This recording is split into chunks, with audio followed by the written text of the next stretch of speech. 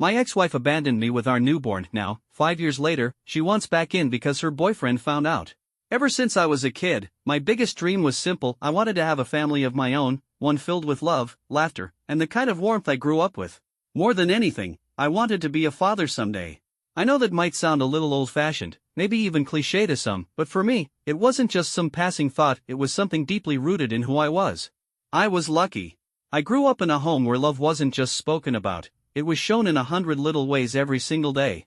My parents had the kind of relationship that people spend their whole lives searching for.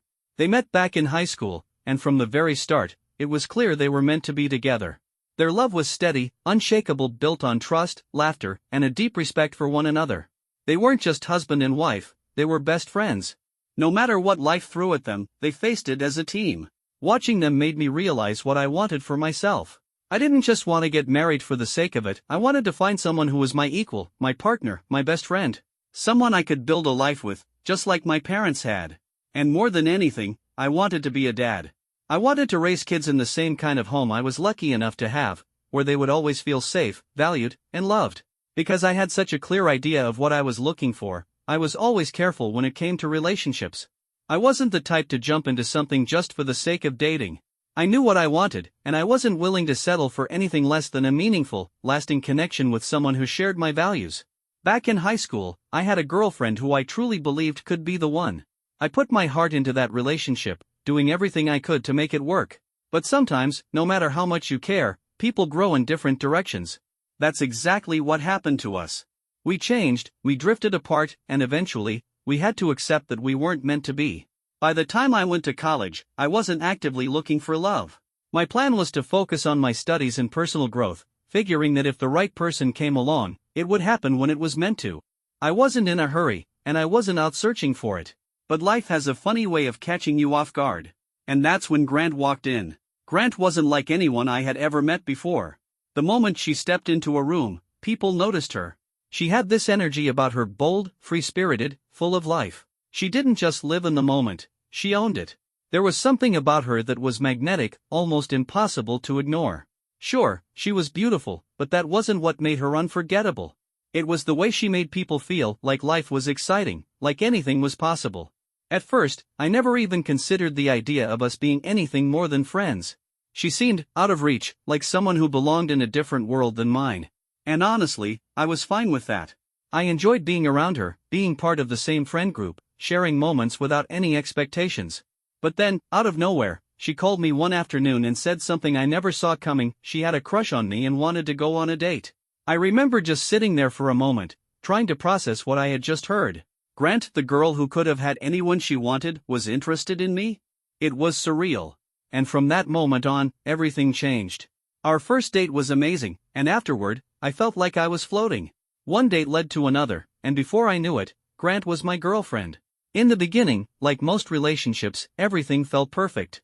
I was so infatuated with her that I saw her through rose-colored glasses. If she had any flaws, I either didn't notice them or convinced myself they didn't matter.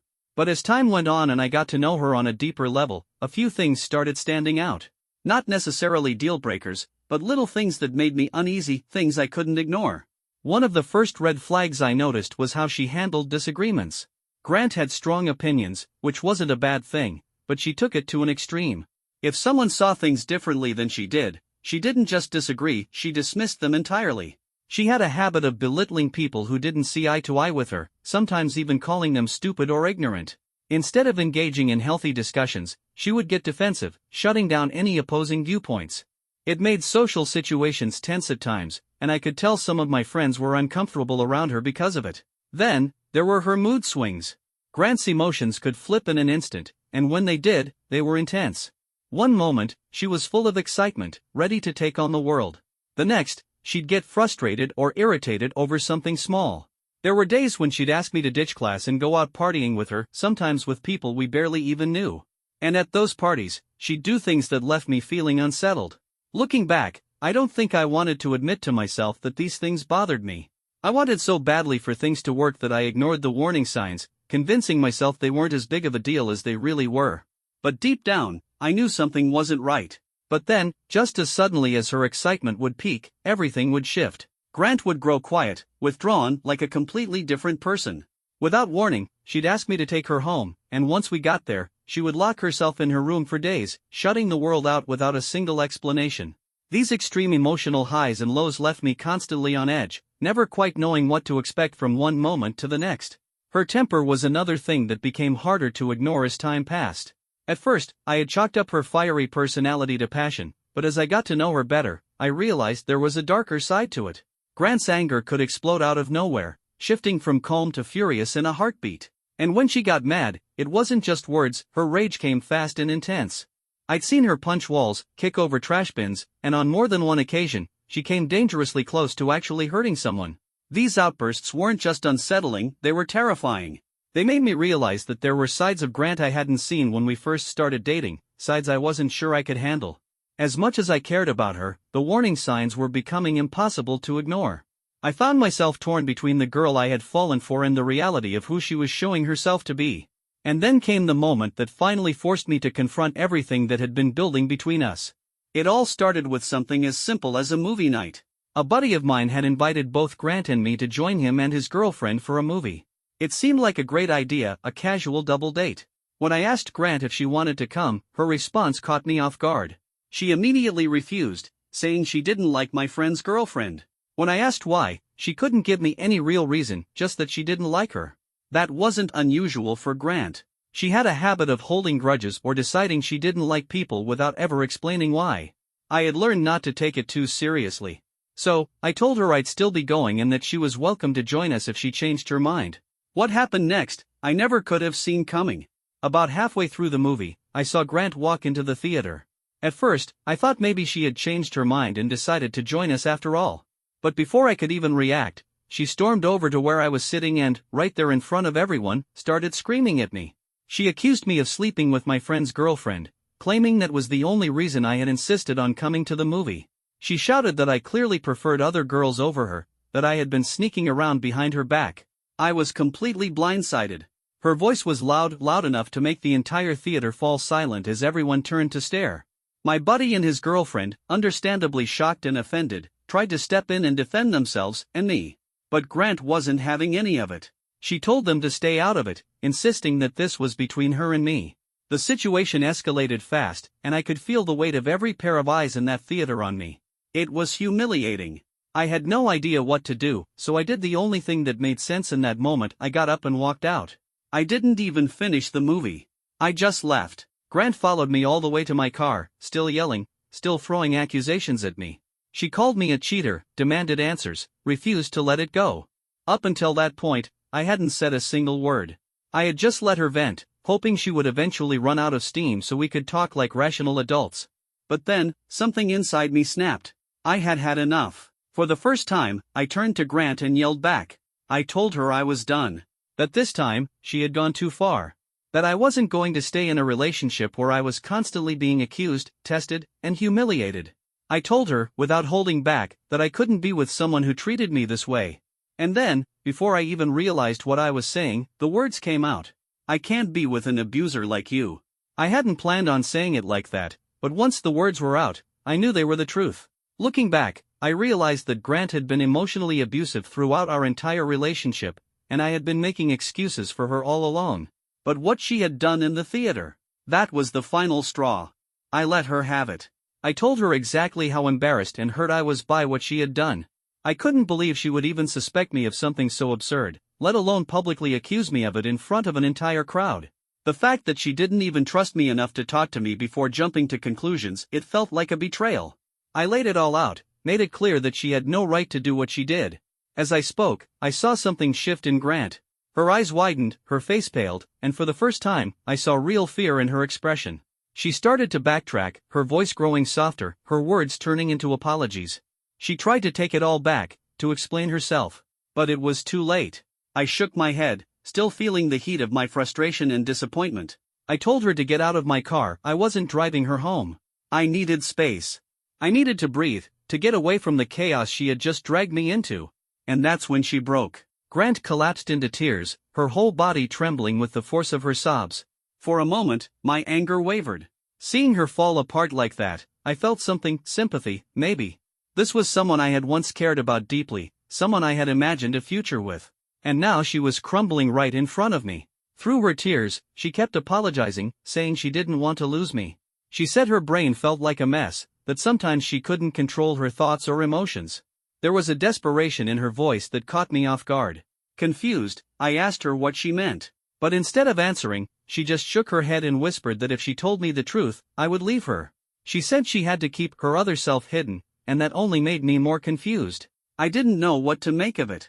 But I did know one thing: we couldn't keep going in circles. I looked her in the eyes and told her she had two choices. She could be honest with me, tell me what was really going on, let me decide if I wanted to stay. Or she could walk away, and that would be the end of us. Because either way, I wasn't doing this anymore. Right then and there, Grant faced a difficult ultimatum, but I needed answers. I needed to understand what was really going on. For a long moment, she just sat there, her body trembling, tears still rolling down her cheeks. Then, finally, she broke the silence and confessed something I never saw coming. She told me she had bipolar disorder, the same condition her mother struggled with. She had been hiding it from everyone, ashamed of the diagnosis, wishing she could just be normal. Hearing this, I was stunned. I hadn't expected that. But at the same time, suddenly, so many things started making sense: the extreme mood swings, the unpredictable highs and lows, the explosive anger, and then the sudden withdrawals.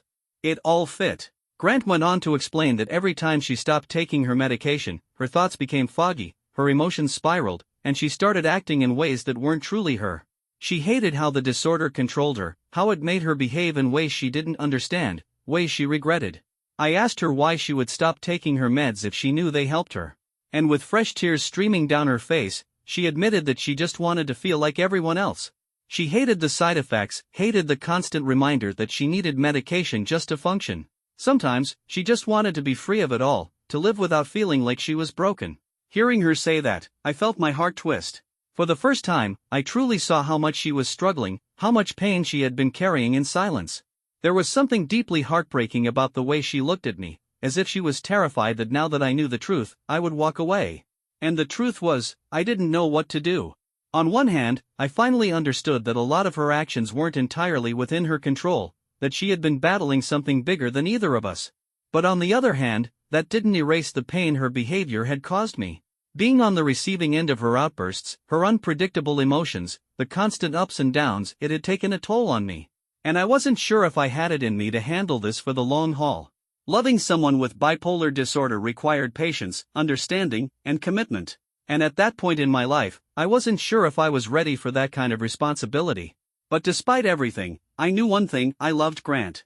And I couldn't just walk away without at least trying to make things work. So we sat down and had the most serious conversation we had ever had about our relationship. I told her that if we were going to move forward, things had to change. She needed to see a therapist who specialized in bipolar disorder, someone who could help her learn to manage her emotions and behaviors in a healthier way. And she had to commit to taking her medication consistently. No more stopping, no more lapses. It wasn't an easy conversation. It was raw, emotional, and I could see in Grant's eyes how scared she was of losing me. But to her credit, she understood. She didn't argue. She knew I was right. And she promised to do whatever it took to get better, not just for me, but for herself. I made it clear this was her last chance. Over the next few months, Grant kept her word. She started seeing a therapist who helped her navigate the complexities of living with bipolar disorder. She also made sure to stay on her medication, recognizing that it wasn't just about her, it was about both of us. It wasn't a perfect journey. There were still tough days, still moments where old habits tried to resurface. But little by little, Grant started learning how to manage her emotions in a healthier way. She learned to be kinder to herself, to recognize her triggers, to communicate better. And as she changed, our relationship changed too. For the first time in a long time, things felt stable, strong, real. As Grant grew in therapy, she started letting me in more. There were things she had always held back, parts of herself she had been afraid to share. But now, she opened up to me in ways she never had before. And as we grew closer, our relationship deepened into something more meaningful than ever. By the time we graduated college, moving in together felt like the natural next step. We were committed to each other, and we knew this was what we wanted. Both of us had good careers, we were financially stable, and we had a plan. We were saving up, investing wisely, working toward buying a home and, eventually, getting married. Life felt like it was on track. We were building something solid, something real.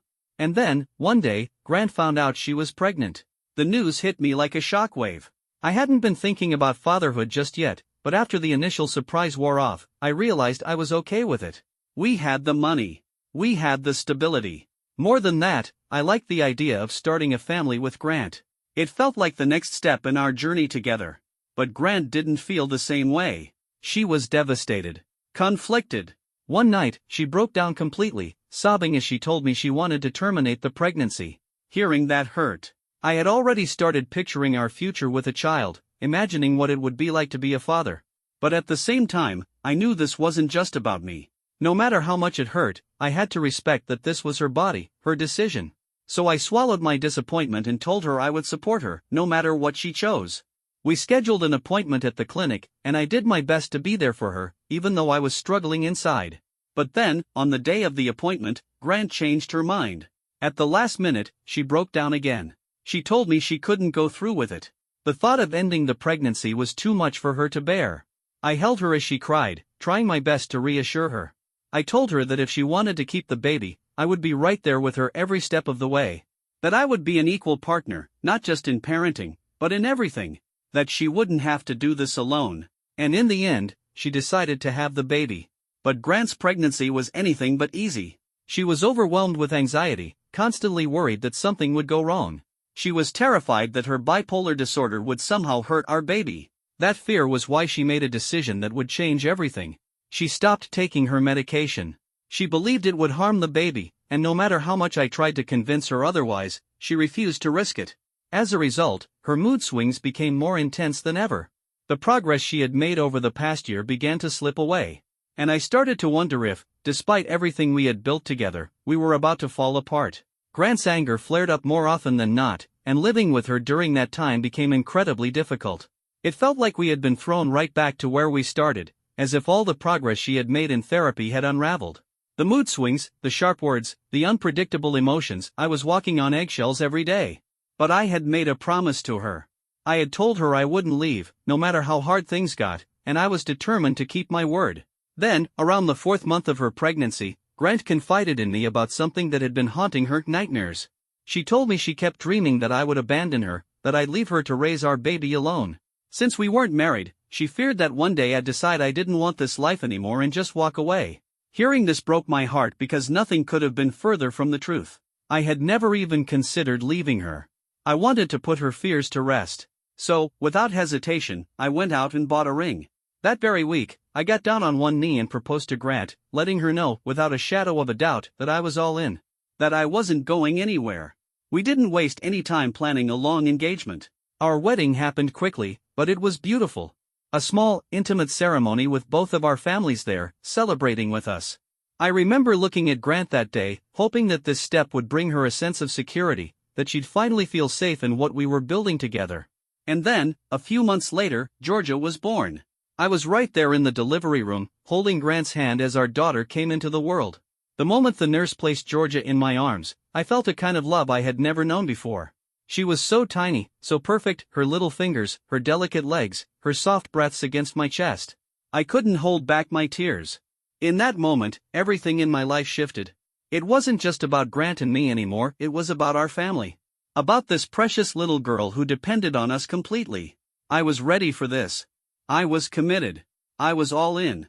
But Grant wasn't. From the moment we brought Georgia home, something in Grant changed. She was distant, detached. She barely interacted with our daughter, only holding her when absolutely necessary, like during feedings. Even then, it was clear she was doing it out of obligation rather than love. There was no warmth in her touch, no affection in her eyes when she looked at Georgia. At first, I tried to be patient. I knew that childbirth could take a toll, that new mothers sometimes needed time to adjust. I wanted to give Grant space to rest and recover. So I took on as much responsibility as I could. I cooked her favorite meals, encouraged her to sleep in, made sure she didn't have to lift a finger around the house. I didn't mind, it felt natural to step up, to care for our daughter and give Grant time to find her footing. But instead of getting better, things got worse. Grant seemed irritated all the time, snapping over the smallest things. And what worried me the most was the way she looked at Georgia. Whenever our daughter cried, Grant would glare at her, her expression unreadable but unmistakably resentful. I began to suspect she might be suffering from postpartum depression. I didn't know much about it, but I had heard that it could make new mothers feel detached from their babies, even resentful or overwhelmed. Hoping to help, I gently suggested that she see a therapist, that maybe talking to someone could help her sort through what she was feeling. But Grant shut me down immediately. "Mind your own damn business," she snapped, her voice cold and sharp. "I don't need a therapist. Just drop it." After that, any time I tried to bring it up, she would shut down, refusing to talk about it. Then, one morning, about a month after Georgia was born, I woke up and realized something was wrong. Grant's side of the bed was empty. At first, I tried not to panic. Maybe she had gone out to clear her head, maybe she had stepped out for coffee. But as the hours passed, and her phone remained off, my unease grew. I started calling everyone, her parents, her friends, anyone who might have seen her. But no one had. No one had heard from her. A sinking feeling settled in my stomach. Something wasn't right. Desperate for answers, I searched through our bedroom, hoping for some kind of clue. That's when I found it, tucked away in the corner of her drawer. A diary. I hesitated. I knew reading it would be an invasion of privacy, but I needed to know what was going on with her. I needed to understand. Flipping through the pages, I found entries filled with anger, fear, and frustration. She had been silently documenting her struggles, pouring her emotions onto the pages. I realized that this must have been something her therapist had encouraged her to do back when she was still in therapy. I was about to close the diary and put it back when something caught my eye. A single sentence. And it stopped me cold. "I wish I could kill Georgia." My hand shook as I stared at those words, my breath catching in my throat. I read it again, hoping and praying that I had misunderstood. But I hadn't. She had written it. My wife, the mother of my child, had written those words. A wave of fear, sadness, and urgency crashed over me all at once. Grant wasn't just struggling, she was in crisis. And now, our daughter's safety was in question. I didn't waste another second. I called the police and reported Grant as missing, explaining everything, including the terrifying diary entry. Then, I reached out to both of our families, letting them know what was happening. Her parents were distraught, desperate for answers. Eventually, the police found her. They located her at a motel, alone. When they questioned her, she admitted that she had left to protect Georgia, that she was afraid she might hurt her, and she couldn't trust herself to stay. Her parents stepped in immediately, taking her in and arranging for her to get professional help. And just like that, everything changed. Grant was no longer just my wife, my partner, she was now someone I had to protect my daughter from. And I had no idea what that would mean for our future. In the weeks that followed, Grant opened up to her parents and made a decision that shattered me. She wanted a divorce. She told them she simply couldn't handle being married or raising a baby, that the weight of it all was too much for her. Hearing this broke my heart. I had promised to stand by her, to be there through the ups and downs. But Grant had already made up her mind. No matter how hard I tried to talk to her, to understand, to find some way to work through it, she was set on leaving. And with her parents backing her decision, there was nothing more I could do. In the end, I had no choice but to move forward with the divorce. And when it was all said and done, I took full custody of our daughter. That was 5 years ago. Since then, it's just been me and Georgia. I've been raising her as a single father, doing everything in my power to give her the life she deserves. It hasn't always been easy, but we've come a long way. I've never brought up Grant to Georgia. She's still too young to understand, and honestly, she hasn't asked many questions about her mother yet. I knew the time would come when she would, and I had been preparing myself for that moment. But what I didn't expect was for Grant to come back first. This week, out of the blue, my ex-wife reached out to me. Since the divorce, Grant hadn't attempted to contact me at all. I had respected that distance, moving to a new home, changing my number, and starting fresh with Georgia.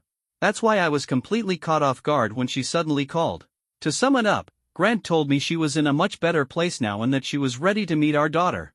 Her words floored me. I reminded her, bluntly, that she had been the one to leave. That she had walked away from us when Georgia was only a month old. And now, after all these years, she thought she could just waltz back into our lives? I told her I wasn't interested in reintroducing any kind of chaos or instability into Georgia's life. My priority was protecting my daughter, and I wasn't going to allow Grant back into her world until Georgia was old enough to decide for herself. Grant didn't like that. She argued that it wasn't fair, that I should give her a chance. I reminded her that she never gave us a chance. That she left me to figure out fatherhood completely on my own, with no warning, no help, nothing. Then she hit me with something that made my blood boil. She admitted that she was dating someone new and that this person had just found out about Georgia. She heavily implied that reconnecting with our daughter would make her look better in this relationship, that it would reflect poorly on her if she didn't at least make an effort. I couldn't believe what I was hearing. She wasn't reaching out because she missed her daughter. She wasn't calling because she regretted leaving or because she wanted to be a mother. No, she was doing this because she was worried about how it would make her look. I told her, as calmly as I could, that I didn't give a damn what her boyfriend thought. That Georgia and I weren't some loose ends she could suddenly decide to tie up when it suited her. Grant kept pushing, asking if we could at least meet in person to talk about it. I refused. I told her firmly that I wasn't going to let her back in, not now, not like this. And I asked her not to contact me again. Since then, though, I've been feeling a bit conflicted. Not because I think I made the wrong choice, I know I did the right thing for Georgia, but because part of me wonders if shutting Grant out completely was the right way to handle it. Update 1. After reading through the responses here, I feel even more certain that I made the right call. The overwhelming majority of people agree Grant has no place in Georgia's life right now, and I need to protect my daughter from potential instability. That said, I'm now concerned about something else. Someone had to have given Grant my number. And that's a serious breach of trust. I plan on finding out who it was. Update 2. Well, I found out who gave Grant my number.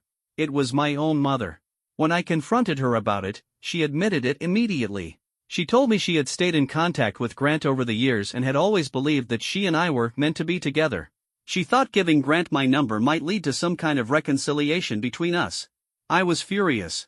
I told my mother how completely delusional that idea was. How could she, of all people, think that I would ever go back to the woman who left me alone to raise a newborn? How could she forget the nights I spent exhausted and overwhelmed, struggling to take care of Georgia on my own with no support? I made it crystal clear, Grant's BPD, her instability, her choices, they had already caused enough damage. There was no way I was letting her back into my daughter's life, and I wasn't going to tolerate my own mother working against me on this. She apologized, but I wasn't interested in hearing it.